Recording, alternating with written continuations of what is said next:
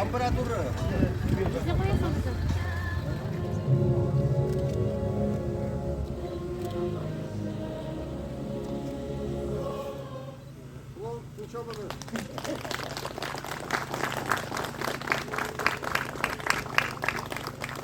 Buğuş avulcılığında zor beyran.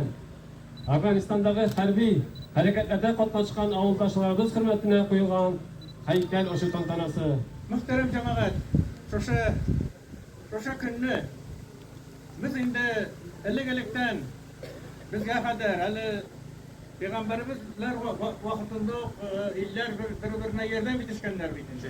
Афганской войны и хотел передать слова благодарности от главы муниципального района Михаила Павловича Афанасьева всем, кто пришел на данное событие.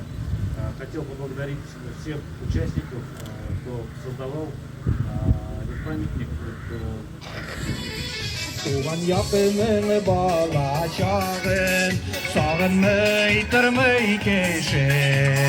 Kükteki oy eni salgan, tügere gitip tesli. Uze vezene ken bilmedi ki, nasibedi. Biz bitavel malaylar, bir koşan sır bilmedik. Bir koşan sır bilmedik.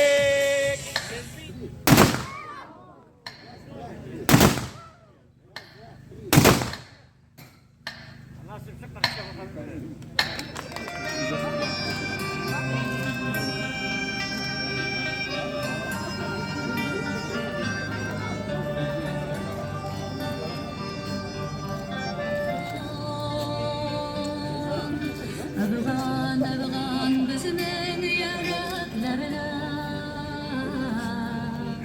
Mengi